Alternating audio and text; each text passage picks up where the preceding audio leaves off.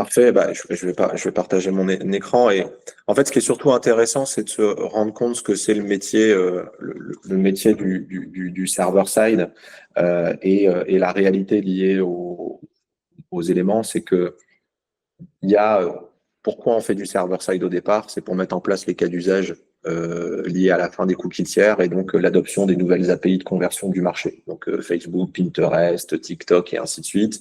Garantir le maintien de l'identité dans le temps et notamment sur Apple qui supprime tous les 7 jours ses cookies. Et ensuite, bypasser les ad bloqueurs. C'est à peu près les 3-4 cas d'usage. Le dernier qu'on va avoir chez les grands groupes qu'on constate, c'est aussi pourquoi je fais du server-side, c'est pour avoir la gouvernance de ma data. C'est moi qui traque, c'est moi qui distribue, et entre deux, je fais ce que je veux. Je peux supprimer de la donnée, je peux l'enrichir, je peux la transformer, et ça, ce sont des éléments qui sont importants. Après, sur l'interface Addingwall, si on réduit le prisme d'Addingwall, dans ce marché-là, nous, on est simplement l'hébergeur, et donc on a fait une plateforme d'hébergement du conteneur serveur de GTM. Donc GTM, c'est l'outil qui va permettre de contrôler les flux client-side, server-side. Votre partenaire Unnest va être celui qui va câbler avec vous et qui va mettre en place les cas d'usage. Et pour que ces cas d'usage fonctionnent en continu avec une R&D, eh bien vous avez besoin d'un hébergeur de votre conteneur et Addingwall fait partie de ce marché-là. Nos atouts, en fait, on va les retrouver très vite dans l'interface. Déjà parce qu'il y a une interface, c'est presque la valeur au départ, c'est de savoir ce qu'on a acheté et ce qui se passe. Et dans cette interface, on va y voir des choses qui sont très importantes. On peut faire du multidomaine. Si ici j'ai du domaine, ça veut dire que je peux ajouter. Donc dès que j'ai un .fr, un .co, .uk, .de, je peux l'intégrer, donc faire du server-side sur l'intégralité de mon site internet. Et on a des zones de déploiement des serveurs partout dans le monde. Donc on peut déployer des serveurs dans 50 pays du monde en un seul clic. Et donc dès que j'ai un peu de business aux États-Unis, en Europe et en Asie, pour la web performance, on va avoir besoin de serveurs sur le monde. Et donc ça, c'est des choses qu'on a intégrées dans le point qui est le plus intéressant pour les DevOps et autres, c'est de se dire le multizone, c'est compliqué. Et c'est vrai que côté Addingwall, je veux ajouter une zone, j'ai juste à cliquer ici, je choisis la zone de déploiement dans le monde, je clique à Milan et en bas, je clique sur valider. Et 20 minutes après, j'ai une infra totalement load balancée avec un serveur à Milan qui prend le relais. Et donc, dès qu'un internaute est plus près du point de pop de Milan, il va aller taper cette infra-là. Donc ça, ce sont des choses qui, côté marketing, on s'en fiche royalement, c'est sûr. Par contre, côté IT, DevOps et la chance d'avoir un taux de dispo élevé, ce sont des éléments qui sont vitaux et c'est ça qu'on a intégré dans notre plateforme.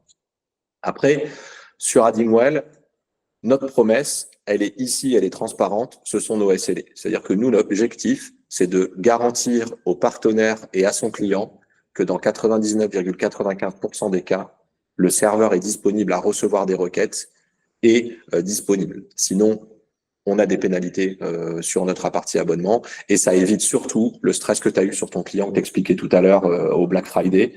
C'est le Black Friday, on a envoyé toutes nos campagnes marketing, le serveur tombe, j'ai plus de tracking. Et donc l'adage, tout ce qui n'est pas mesuré n'a pas eu lieu, c'est le plus important pour nous, c'est qu'on veut garantir que la mesure soit toujours efficace. Et après, côté fonctionnalité, on va retrouver les 3 grands blocs avec peut-être une entrée en détail dans un, mais je vérifie l'activité de mon tagging server, ce qui rentre, ce qui sort pour vérifier cette partie-là.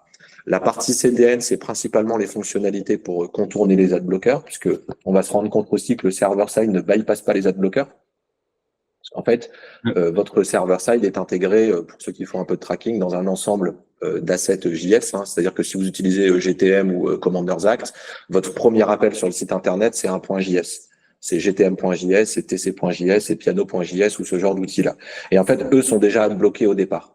Donc, vous avez beau être en server-side en bout de tunnel, si le premier JS n'a pas été chargé, le reste de la chaîne n'est pas exécuté.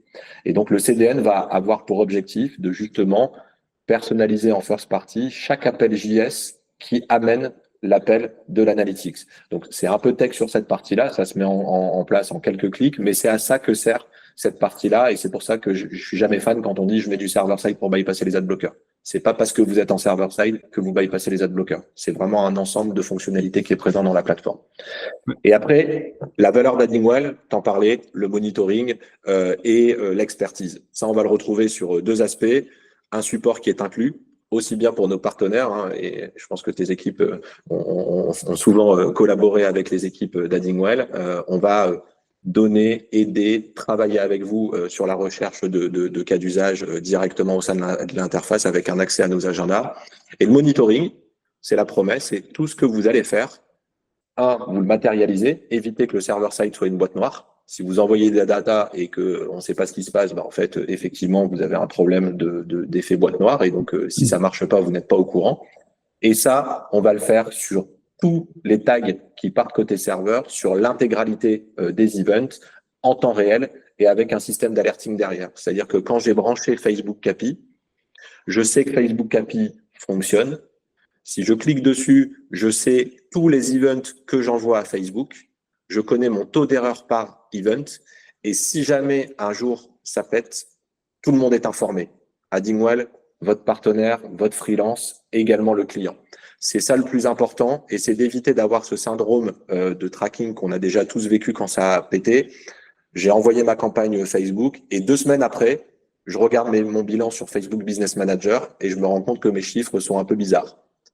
Et là, on investigue et on se rend compte qu'en fait, le tracking n'était pas bon et donc en fait, tout ce qu'on a investi, on n'est pas capable de le mesurer. L'idée ici, c'est d'agir en temps réel sur ce système d'alerting. Et on va contrôler les 3 éléments qui sont clés, l'intégralité des tags, l'intégralité des événements au sein des tags et l'intégralité de la data qu'on envoie. Le format, les éléments, est-ce que c'est haché, pas haché, est-ce que le user ID est bien présent et tous ces points-là. Ça, c'est vraiment la promesse liée au tagging server-side.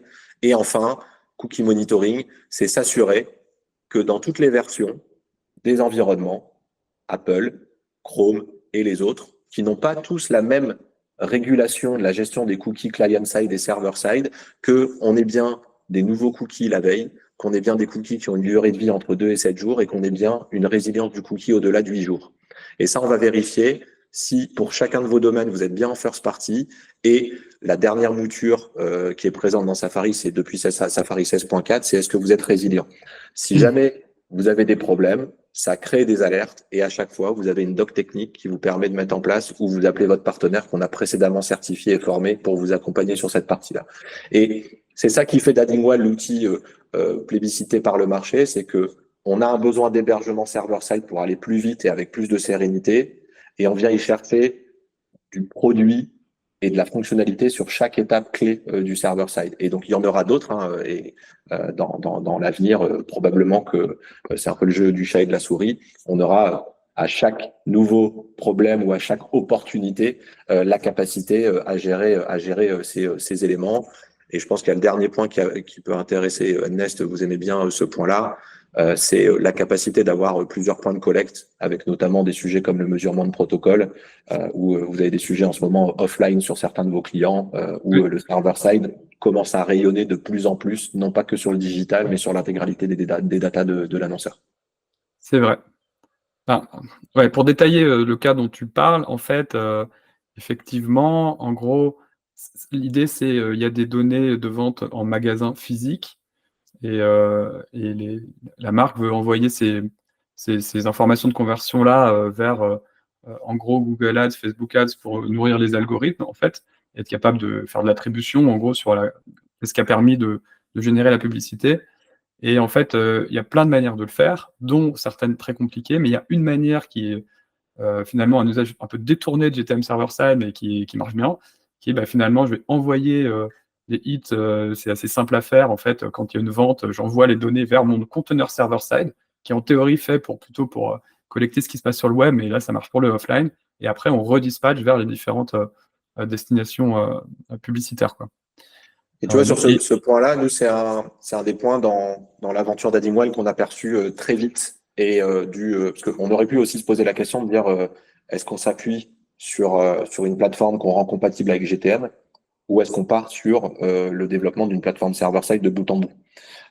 Et comme il y avait ces briques de data transformation, comme il y avait ces endpoints différents, on y voit demain la possibilité d'avoir et on a certains clients, on a des call centers qui sont plugués sur leur GTM server-side, des magasins comme on le fait sur certains clients avec vous, et on a aussi des enrichissements qui sont faits par des outils extérieurs.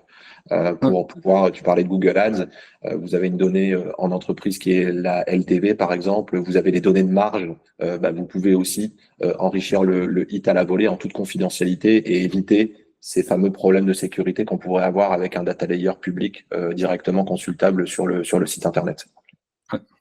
Après, je dois bien dire que je trouve que Google Tag Manager et Google Tag Manager server-side, en tant que produit tech, c'est des œuvres d'art, quoi. C'est-à-dire que autant Google parfois se plante, par exemple GA4, autant GTM, ils n'ont toujours pas saboté, ça marche, c'est assez exceptionnel en termes de conception, etc. Je trouve, mais bon. Oui, je suis assez convaincu. Après, je pense que la brique GTM, client-side et ou server-side, sa grosse puissance, c'est aussi la communauté et le fait qu'on soit sur des composants Docker proches de l'open source.